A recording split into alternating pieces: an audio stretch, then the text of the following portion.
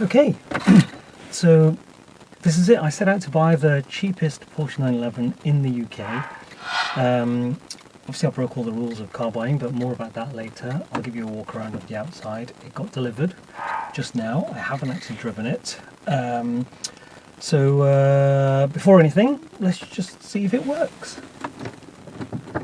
Clicking on. Okay, it's got oil in it. The right amount. Yes. Good oil pressure.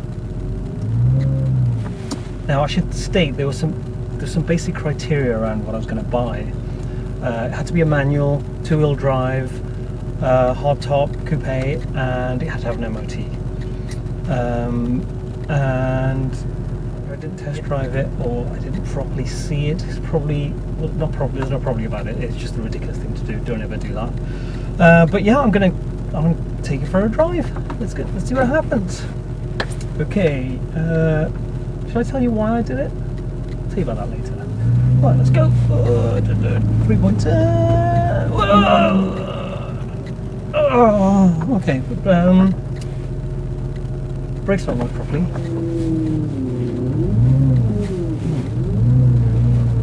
Okay, so yeah, a lot of travel in the brake pedal. Yeah, so the reason I did it was that notchy gear change to second, but I think that's a common thing. The reason I did it was to prove that you could go and buy a 911 and not have to worry about, oh well, I'll go and buy, I'll go and buy the best one that I can afford, and I'll spend tons of money on it, the same amount as I would on a newish hatchback, for example. And so I thought, no, I'm just going to prove it. And it's more a conversation with a friend who said, don't be so stupid. But it means that a 911 is now fallen into that price bracket where you could go, should I buy just a normal hatchback, or should I buy a Porsche that I will really enjoy driving? I mean, when was the last time you went, I'm just going to go out for a drive because that's what I want to do, and I enjoy driving my car? And this is from somebody whose other car is a Golf. Do you know what, that sounds really quite nice. So I'll just let it warm up before I do anything else. The air conditioning doesn't seem to be working.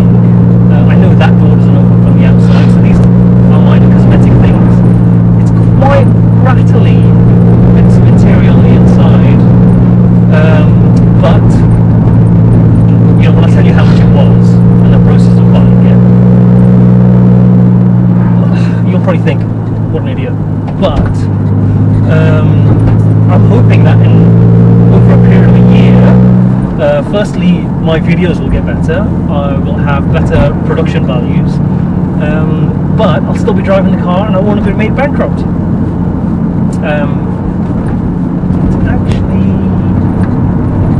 Okay, the suspension's really hard. Country lanes aren't very forgiving.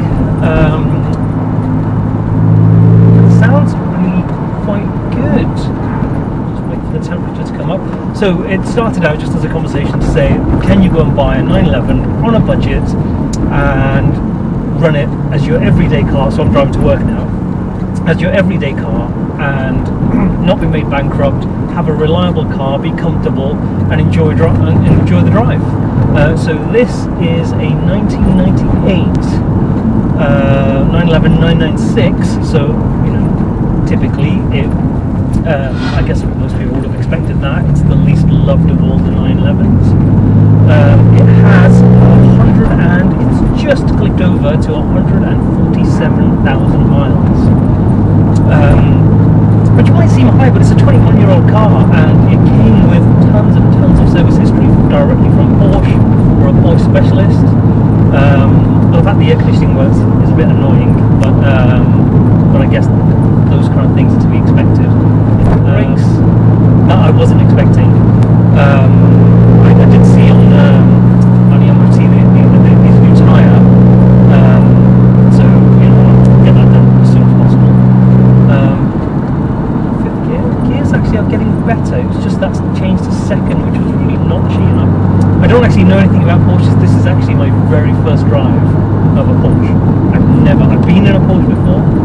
never ever driven one before.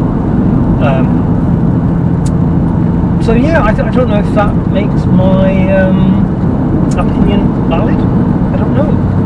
Or does it make it more valid? Because if you're going to go out and buy the cheapest Porsche 911 that you can find, and for it to work, maybe my opinion is more valid. Probably not actually.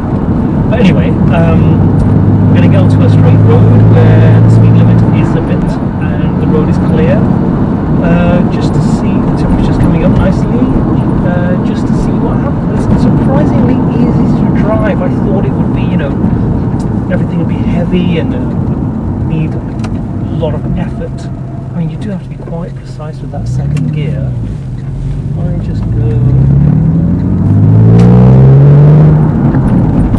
that whine that people talk about, the Porsche whine. I thought that was on the airport ones. Maybe I've got it wrong. But anyway, this is the Generation 1. It has got the airbags on the side. It's the 3.4 flat 6. I believe it's the original engine in this car. It's had 2 clutches in its lifetime.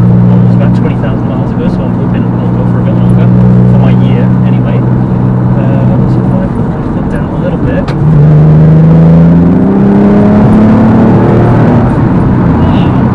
Does go through the road range quite nicely.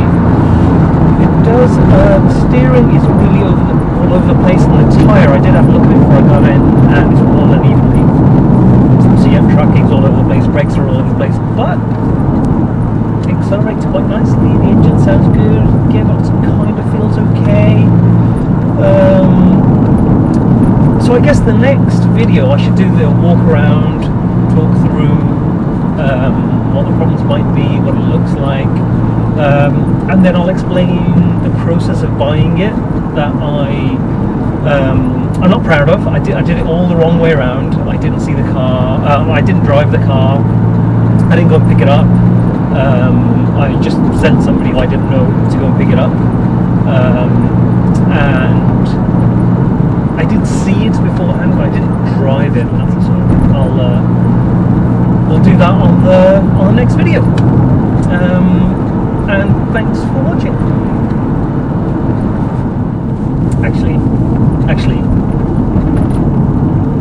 I should explain that I've never done this kind of thing before, so and also I couldn't really do a lot of prep work because the cars arrived today, and I wanted to get a video of the first drive, so